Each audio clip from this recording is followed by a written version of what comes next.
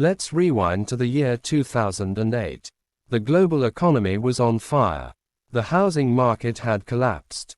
Major financial institutions were going bankrupt overnight. Governments were bailing out banks with billions of dollars in taxpayer money, while ordinary people lost their homes, jobs, and life savings. The world was waking up to a hard truth. The traditional financial system was broken, and it was built on trust that had been deeply betrayed. In the shadows of this crisis, something extraordinary happened. On October 31, 2008, a mysterious figure, or perhaps a group, going by the name Satoshi Nakamoto published a white paper titled, Bitcoin, a peer-to-peer electronic cash system. It wasn't just a paper. It was a rebellion. A declaration of financial independence. It proposed a radical new way to move money, without banks, without governments, and without middlemen. Bitcoin was born out of frustration with centralized power and lack of transparency. The idea was simple but revolutionary. A decentralized currency that operated on a public ledger called the blockchain, a system where every transaction was verified by a network of computers, not by a central authority. Just a few months later, in January 2009, the very first Bitcoin block was mined. It was called the Genesis block, and embedded in its code was a hidden message. Greater than, the times the 3rd of January 2009 Chancellor on brink of second bailout for banks. This wasn't just a timestamp. It was a message. A statement. A reminder of why Bitcoin was created in the first place. To offer an alternative to the corrupt, inflation-prone, bailout culture of modern banking. Bitcoin wasn't just a new kind of money. It was a new kind of trust. A digital rebellion that gave power back to the people. No need to ask permission. No one to freeze your funds. Just pure, peer-to-peer value exchange across the globe. From that moment on, Bitcoin became more than just code. It became a movement. The spark of a financial revolution that continues to reshape the world today. Okay, so now that we know why Bitcoin was created, let's break down how it actually works, without the tech jargon. Imagine Bitcoin as digital cash, but instead of physical coins, it's all online. When you send Bitcoin to someone, you're not actually sending a file like you would in an email. You're recording a transaction. A kind of message that says, I'm sending this amount of Bitcoin to that person. But here's the key question. Who makes sure that message is true and trustworthy? That's where the magic of blockchain comes in. A blockchain is like a public, digital notebook that anyone can look at, but no one can erase or cheat. Every 10 minutes, a new page, called a block, is added to the notebook. That block contains a list of all the Bitcoin transactions made during that time. Once a block is filled, it gets locked in and connected to the previous block, forming a chain, a blockchain. Now, to add a block to this chain, the network needs to agree that all the transactions inside it are valid. That's done by a process called mining. No, it's not about digging for coins. It's about using computers to solve very complex math problems. The first computer to solve it gets to add the next block and is rewarded with new Bitcoin. That's how new Bitcoins are created, and how the network stays secure. You also have Bitcoin wallets, which are like your personal keys to the system. Each wallet has a public address, kind of like your email, that you can share with others to receive Bitcoin. It also has a private key, like your password, that proves you own your Bitcoin and allows you to spend it. Here's the cool part. There's no central bank, no credit card company, and no middleman. It's just math, code, and a network of people around the world running computers to keep the system going. So, in simple terms, Bitcoin is digital money backed by code and secured by a global network.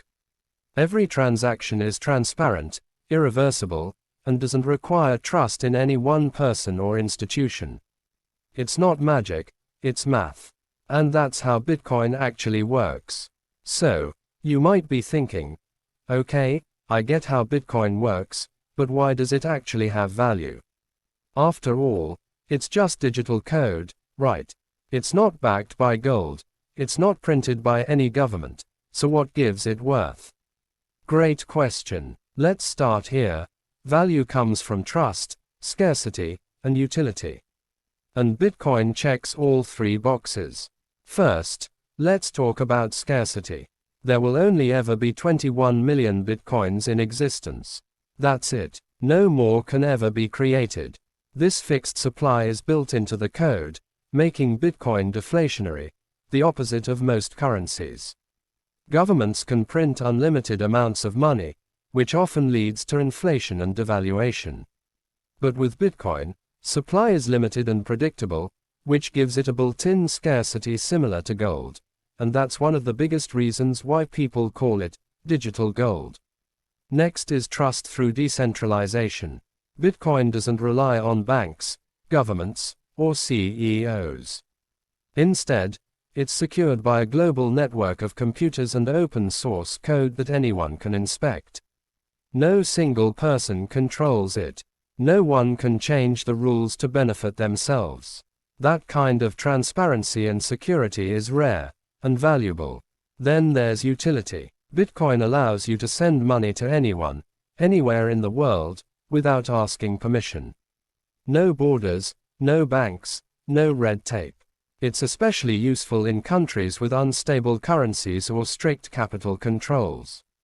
People use Bitcoin to protect their savings, send money to family, or escape government control of their wealth. And let's not forget the network effect. The more people use Bitcoin, the more valuable it becomes. It's accepted by more merchants, traded on more platforms, and held by more investors, including major institutions like BlackRock and Tesla. This increasing adoption reinforces its value over time. Lastly, Bitcoin is a hedge, a way to protect your wealth against inflation and financial instability. When banks fail or currencies crash, Bitcoin doesn't rely on any one system. It's math-based money that lives outside traditional finance. So why does Bitcoin have value? Because it's scarce, secure, decentralized, and useful, and millions of people around the world believe in it. That belief, backed by technology and trust, is what turns digital code into digital gold. Bitcoin is more than just a new kind of money. It's a revolution, one that's already changing the world in ways most people don't even realize. Let's start with financial freedom. In many parts of the world, people don't have access to banks. Over 1.4 billion adults globally are unbanked, meaning they can't open a bank account, get a loan, or even store their money safely. But with just a smartphone and an internet connection, anyone can create a Bitcoin wallet and start transacting. No ID required, no bank needed, just pure access to the global economy. Now think about countries suffering from hyperinflation, like Venezuela, Zimbabwe, or Argentina. Their currencies lose value so fast that people's savings become worthless overnight. But with Bitcoin, people can store their wealth in something that isn't controlled by a failing government. For many, Bitcoin isn't an investment, it's a lifeline. Take El Salvador, for example. In 2021, it became the first country in the world to make Bitcoin legal tender. That means you can pay for groceries, gas, or even taxes using Bitcoin. The move sparked global headlines and encouraged other countries to rethink their relationship with digital currency. El Salvador also attracted Bitcoin tourism, foreign investment, and global tech talent. Then there's the power of censorship resistance. Traditional financial systems can freeze your bank account, block payments, or reject transactions. But Bitcoin doesn't care who you are, where you live, or what you believe. If you own your private keys, you control your money, no one can stop you from sending or receiving it. Bitcoin also plays a growing role in humanitarian aid. During wars, protests, or disasters, it can be used to quickly send funds directly to people in need, bypassing slow banks and corrupt institutions. And finally, let's talk about hope. In a world of inequality, debt, and financial surveillance, Bitcoin offers a new path forward, one where people have more control, more choice, and more opportunity. So yes, Bitcoin is code, but it's also a symbol of freedom, resistance, and empowerment. And the revolution is just getting started.